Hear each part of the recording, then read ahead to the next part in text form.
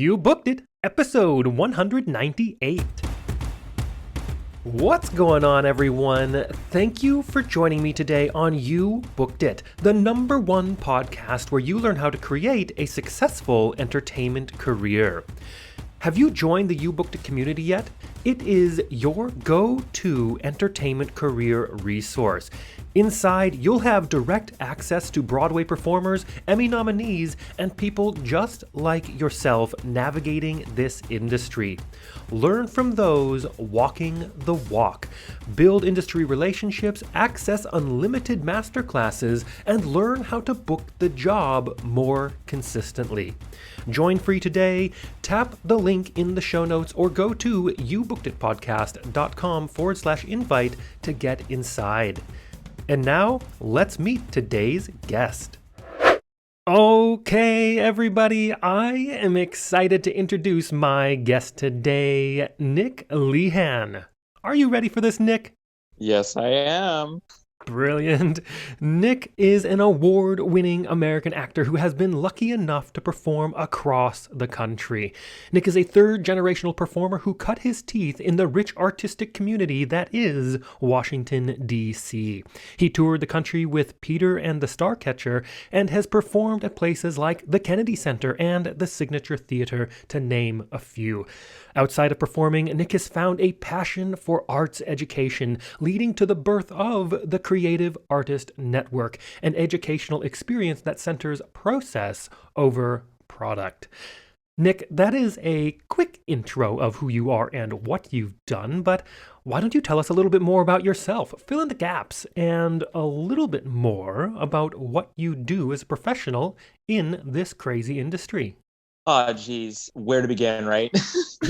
So you touched on some of the basics, but that's where I start when I describe myself. I came from a performing arts family. So everyone was either doing their thing 8 shows a week, whether it was up here in New York or in DC or on tour, or they were teaching acting techniques at the local colleges and universities. I grew up backstage or in the classroom. It's a pretty big identifying feature for me. Where I grew up is a small town called Glenelg. It's a palindrome. It's spelled the same way, front ways and backwards. Little tidbit there for you. Yeah, it's smack dab between like Baltimore and DC. It's just a rich and vibrant artistic community. And I was lucky enough, as you said, to have a very busy career in DC for about 10 years before I decided to move to New York after touring. And now I'm located in Hell's Kitchen in my tiny but beautiful little railroad apartment. So you mentioned the Creative Artist Network. I guess we start with the pandemic, right? Like it did for most people. I guess it forced me to sit with my pieces in a way and kind of evaluate. Like the world had stopped, the great machine that is the American theater stopped. And I guess like we were all wondering what our future held, especially arts workers. And one day, my best friend, Alan Wiggins, he called me out of the blue and asked me if we wanted to dive into our teaching dreams. Alan and I, along with Caroline Bowman, we had talked for years about starting our own program, and we did. So we started the Creative Artist Network, which, like you said, it centers process over product. And since launching in October of 2020, we've partnered with the likes of the Kennedy Center, the Hippodrome Foundation, the Hennepin Theater Trust, along with a couple other regional theaters and high schools. And I got to tell you, it has been a transformative experience for me and my art. I have a renewed passion for our art form, and I'm just so inspired by like our community and our search for authenticity, especially in this moment in time, this watershed pandemic. So yeah, you find me exactly where I am right now, right here. Oh, perfect. I love that journey and the dream and having it all come to reality. And I think sometimes, even with this podcast, for instance, it's one of those things that was always in my head. I'm like, I want to do this thing, but I just happened to be fortunate that I was busy. I was booked and working, and the pandemic really just put the brakes on everything. I was like, oh, here we go. This is the moment. This is the time to make this work. Exactly. We as artists always, or at least I was told growing up, what's your brass ring going to be? You know what I mean? Be like, what's that thing that's going to be in between gigs? And I have been lucky enough to find a couple of those, but none that were my own. One where I had agency and say in what I wanted to do and how I wanted to do it. And after shows, we would all meet up at bars and just be like, we want to do this. And our pandemic pivot included adding to the multi-hyphenate that is being an artist in this time frame is being teaching artists. And it's just been so rewarding, so good. Yeah, could not agree more. Well, let's move on to our first section here. And Nick, look, I am a sucker for a good quote. What is your favorite quote you'd like to share with everyone? Oh man, I'm a sucker for a good quote too. There are too many. There really are. I'm Honestly. a big quote guy. So it's literally, it's tough. It's tough to pick one. I think if I had to pick one, I'd have to pick one of my grandfather's. Keep it sweet and simple and personal. And his quote, and what he used to say all the time was, give yourself permission. So I looked up to my grandfather for everything. He was a prominent figure in the DC theater community, and I idolized everything that he did and how he did everything. He used to tell actors all the time, and me, when he would coach me. And believe me, we worked on Shakespeare all the time. He used to constantly ask us and ask artists to give themselves permission.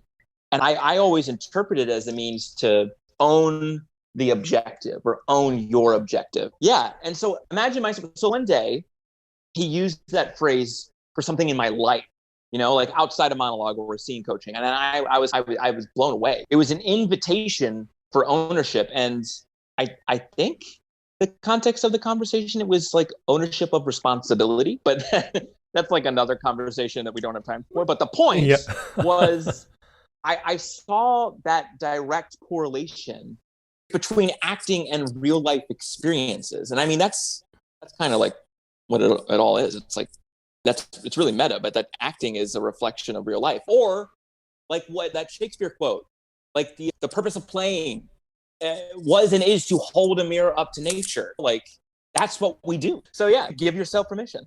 Yeah, I find what's really ironic about that, you said it yourself, is that when we are practicing our craft and we're acting and we're doing the arts thing, right, or the actor thing, we're separating actually what we're doing. We put it on its own little pedestal. You're like, oh, you must be present, give yourself permission. You're like, hold on, this is just normal life stuff, man. I mean, the penny's going to drop for so many people listening to this, I think, because it seems so obvious, but it's something that we just don't do. We remove ourselves from almost ourselves in the presentness of what we're even trying to do. Constantly. Yeah. And I've spoken to this point with many students. It's like at some point you have to forget the pomp and circumstance of training, and you just have to be. All that stuff will naturally you will be informed in your subconscious with all of that brilliance that you have paid so much money for. But what gets people moving, what moves hearts and minds is simple authenticity. And that can only be if you give yourself permission just to be yourself. Yeah, 100% love that. Thank you for that. And let's get into this next section here. And Nick, of course, you're an entertainer. I'm an entertainer. And I think that you'd agree that this industry can be one of the most subjective, brutally honest, personally emotional industries in existence. And you know as well as I that in order to create and have a successful career in this industry like you're having now takes a lot of dedication and hard work. And while, yes, there is an outrageous amount of fun and excitement doing what we do, there are also our fair share of obstacles, challenges, and failures we are going to experience and we're going to have to move forward through. So tell us, what is one key challenge, obstacle, or failure you've experienced in your career, and how did you come out the other side better because of it? Oh my God. If you're not failing, you're not trying. Failure is the goal. Failure is the goal. We get so caught up in this world with failure when what we feel like is like a reflection of who we are when we fail. And man, I would rather watch someone fail daring to be great than coast by and make a safe choice. And that speaks for like my life preferences, and my preferences with art. Yeah. So like when I first moved to the city, I had these visions for how everything was supposed to go. It was a script that most of the people in my tribe had been lucky enough to follow. And I quickly discovered that while I had my fair share of could-have-beens and close calls, my story just didn't unravel like everyone else's was. And slowly but surely, my intense desire and want, and some might even say ego, pushed me forward. I no longer just waited for my agent to call me and tell me I had an appointment. I was proactive. I became very strategic. I evolved into the strategic thinker that approached auditions and my relationships with casting offices, which is a very important aspect of the hustle, but not the main one. I also became an open call fiend, taking every chance I could to get in a room and getting strategic with that. I really sharpened my hustle, and I'm incredibly to have that in my toolkit for the rest of my career. But I think more importantly, I think because things hadn't gone to plan, I fell back in love with the process. Like I started working with coaches for my material and callbacks, and I started taking voice lessons seriously. I was eagerly looking up classes to take and to stretch and play. And all of a sudden, I had grown artistic roots with like-minded mentors who were helping me and shaping me and guiding me to be the artist that I am today. And my curiosity for our art form is piqued because of this. And my art is forever changed, while I still have a lot of things that I want to do with my career and I'm looking forward to in my career. I'm encouraged, not by like the momentum we feel when we book it, but the thrill of the pursuit, the grinding of the axe, or our art form is, as we were talking earlier with the holding the mirror up to nature, it's a great examination of the human experience and condition. And I have a specific and unique perspective that contributes to that. And I wouldn't have that if it weren't for the artistic roots that I have grown because of the quote unquote setbacks that I've experienced, you know? Yeah, absolutely. I'm so glad you brought that up. And just failure or not quite realizing this script that we had in our head, as you said, unfolding in front of us. And it's something that we all are going to have to deal with in some way, shape, or form. And it really is what keeps driving you forward. And I also really like that you talked about, hey, I started taking more ownership of my circumstance. I didn't just rely on my agent or just rely on my manager to say, hey, Nick, you got an audition today. You're like, sweet. That's great. And it's lovely. And they're wonderful, wonderful resources and tools. But even more so, the way this whole industry is getting digitized and virtualized, we really, truly have to take complete ownership. Yes, that is your agent, your manager, one resource, but you go hustle, you book the gig. If you need them to negotiate your contract for you, because that's the contract you have between them, great. Throw it to them and say, look, I booked this and you take it from here. But you need to take ownership of that. Yeah, absolutely. Because I'm not a businessman.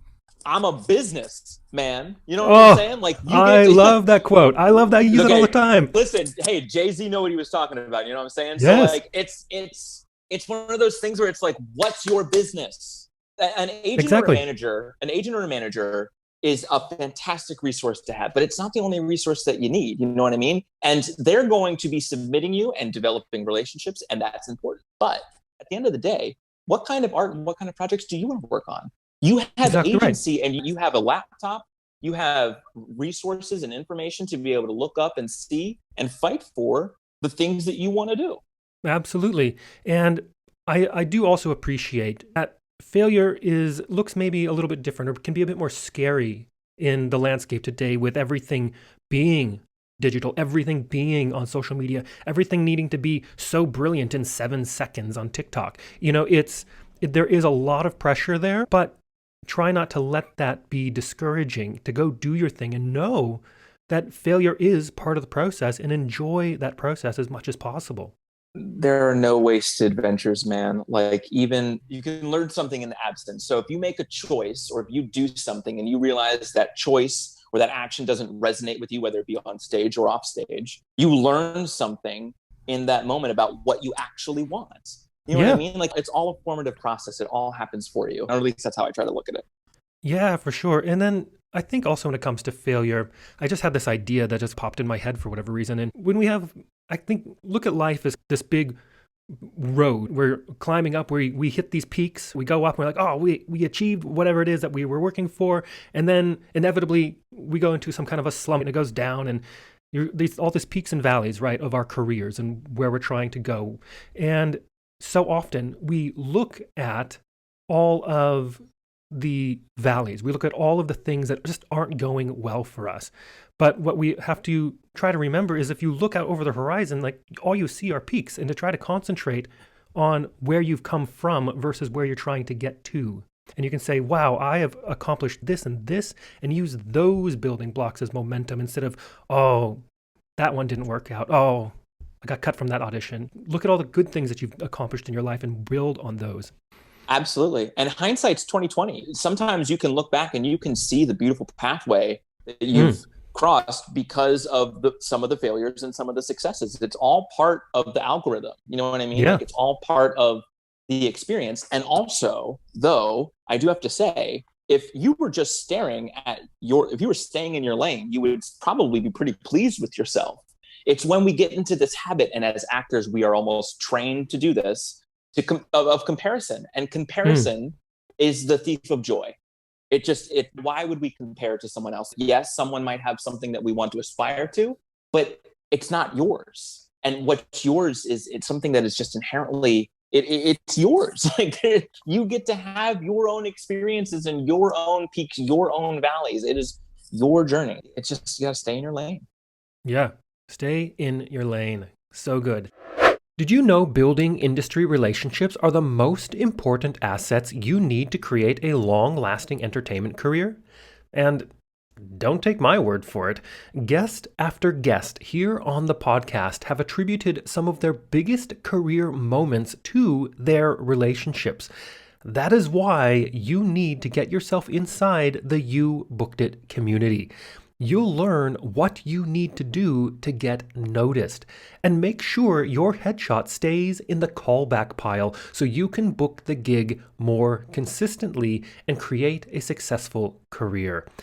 Tap the link in the show notes or go to youbookeditpodcast.com/invite to get inside free today. And let's move on to this section and to a time that I like to call your spotlight moment. That one moment in time you realized, yes, I am going to be an entertainer for a living, or maybe it was, yes, this is what I need to be doing in this industry. Tell us about that. Man, this was always the battle for me growing up, because there were so many different reference points of my huge family performing and my parents' chosen family of all actors that have all gone on and done the thing on the Broadways or in DC. And like, I always had this fight with it because I almost felt I couldn't choose my own path or something like that. I don't know. It was very, very complicated. I was a moody teenager, but I think my spotlight moment, I think that moment, or that click, happened when I was like really young. So I was in third or fourth grade, and like the elementary school was putting on like a variety show or a talent show or something like that. And my friends and I, we all wanted to do something, but we didn't know what we were going to do, but we signed up and just went along with it. And I like to imagine it being like we were sitting at my friend's house, eating pizza, drinking soda, and playing N64, which is a video game console or thing. It's a video game for all you kids out there. Because we got the OGs, yeah. But like, I'm with you. At the time, Weird Al Yankovic came out with his single La La La La La Lasagna. So we did that. And we were like, oh, we got to do this. I don't know if that's how it happened, but I like to paint that picture in my head. And we didn't plan anything. So my mom pops in and she choreographed the skit. And I don't really remember much. I don't remember being nervous or scared. I don't remember the rehearsal. I just remember being a little excited. I remember taking a moment to think about how my mom or grandfather would do it. But like, the start of it was all a blur. But I do distinctly remember the feeling when it clicked. It was an outer body experience. It all kind of went into slow motion. And I remember the sensation of being lost in the character that I had made, but also found in that character, and I Yeah. saw for the first time what the ensemble and the togetherness was happening with the choreo, and how we all were in this shared moment with the audience, and we were in it together. So like the song ends and the tiny gym erupted with applause naturally. But I mean, that wasn't what got me. It was that sense of togetherness, of community, I think. And I remember thinking when everyone was screaming, I was like, oh, this is why my family does this. But I've been chasing that sensation ever since that click. Oh, such a good story. I love that you brought up N64. I remember playing Mario Kart and being blown away. And I also, and then Weird Al, get out of here. Come on, listen, take a trip down memory lane with me. Rio. Listen, those are all bangers right there. Also, in the pandemic, my roommate and I definitely had to get an N64 so we could play some Mario Kart. For sure. Too good. Absolutely. Well, let's piggyback on that and let's talk about your number one booked it moment.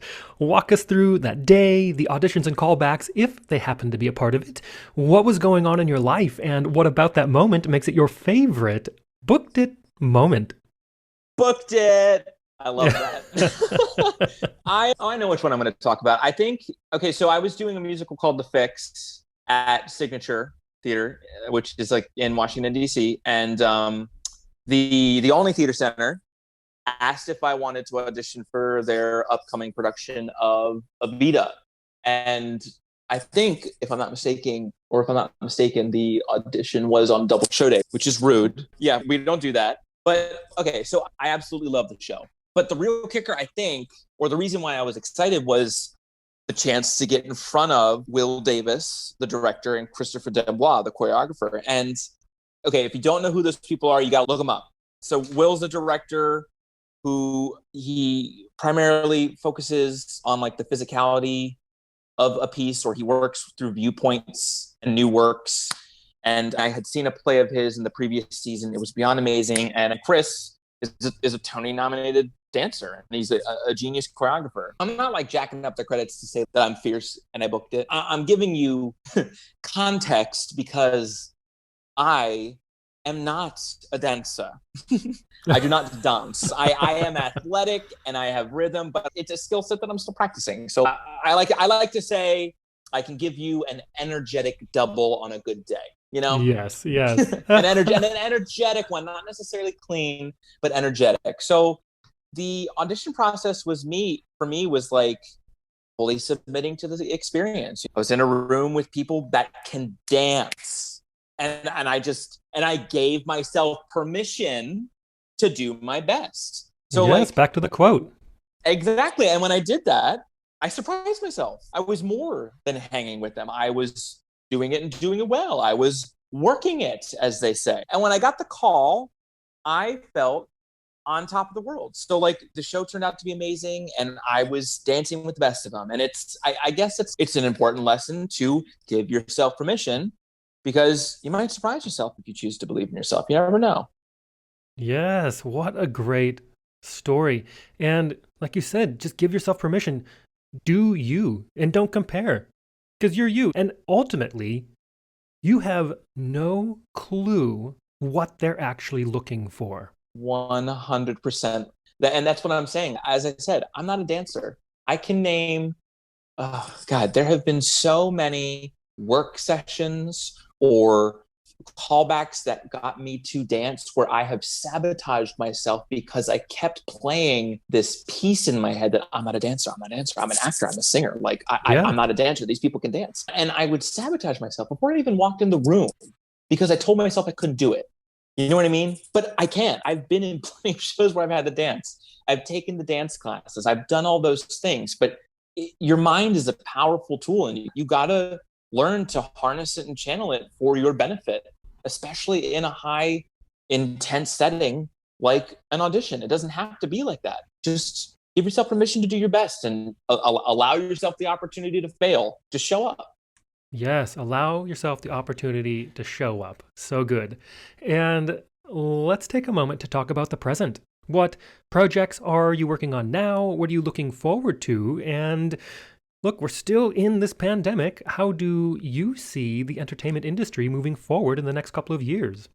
Oh, geez, that is a lot. Big question, I know. Yeah. No, it's just that there's so much to talk about in it. It's a deep one. I'm fortunate enough to have a couple things that are in the works right now.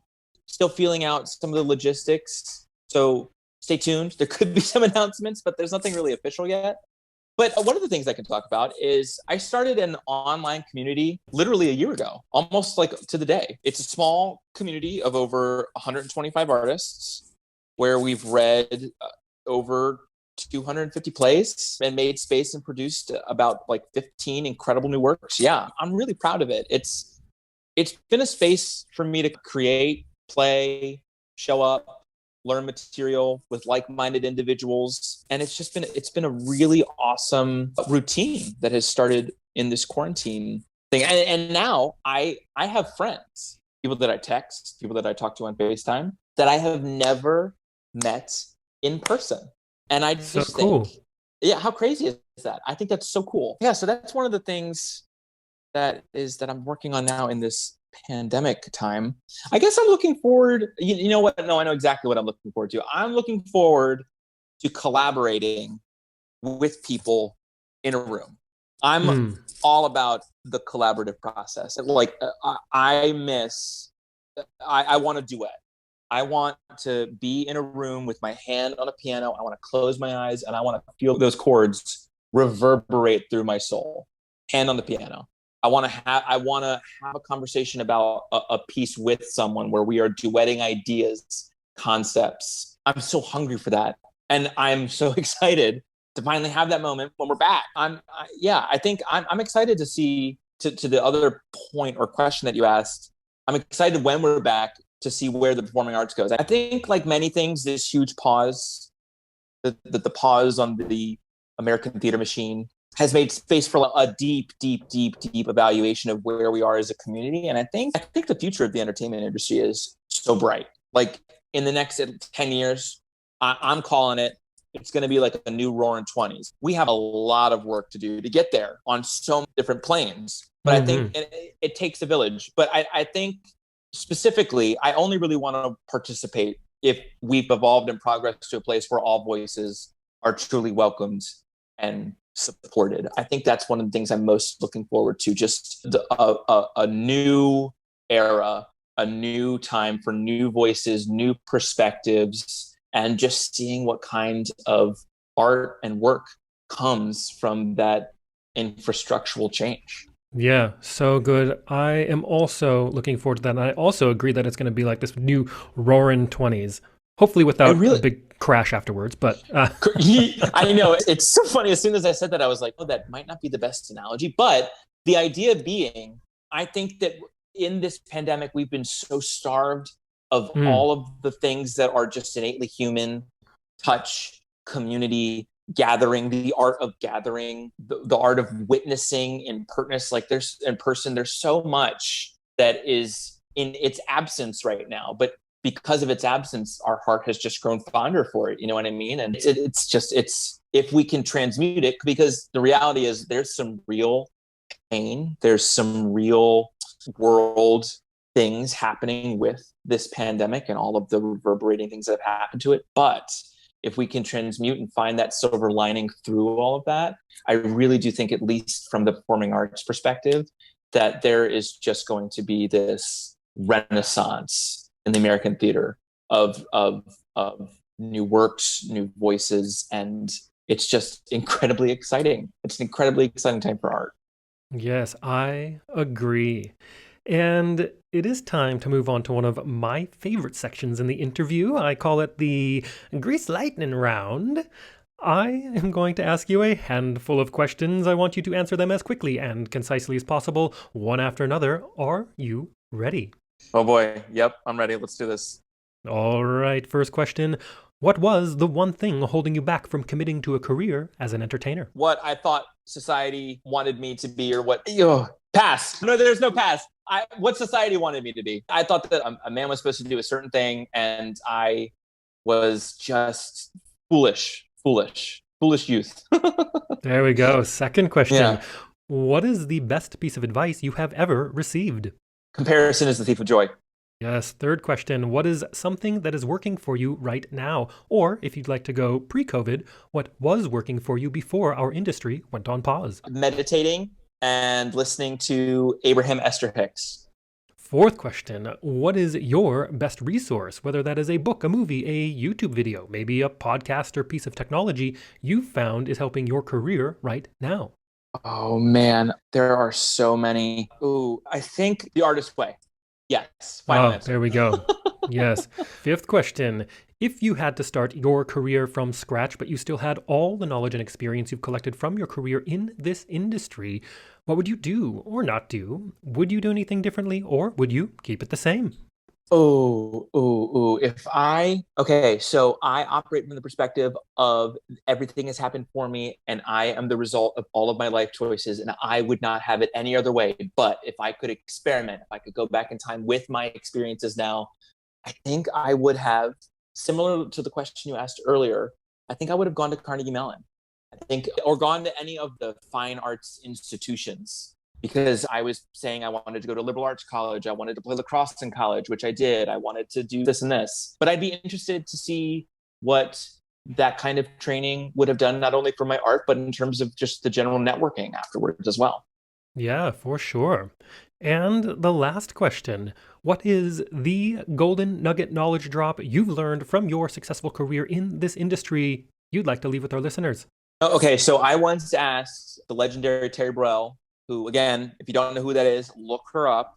We were doing a show together, and I actually asked her this question, and I was like, "What was the secret to a long, successful career in the industry?" And she paused, she looked down, and she took a couple of seconds, and then she looked at me with the biggest smirk on her face and said, "Let me tell you in a week." So we're doing a show, and every time I passed her or saw her or we hung out at the actors housing, she played it so coy. She knew every time I was looking at her, I was thinking about the question. I was so thirsty for the great big secret for success. And a week to the day, I came into the theater, went to my station, and there is a card from Terry. And I opened the card, and it was a butterfly. And on the inside, she wrote gratitude. And even just saying it right now, my spirit just lifted. But I remember feeling at the time like disheartened or upset or, what's up with that? But Terry loved that. Again, I don't know what I was expecting. I feel like I wanted like a play-by-play. And so I went to her and she waxed poetic about the importance of a grateful soul.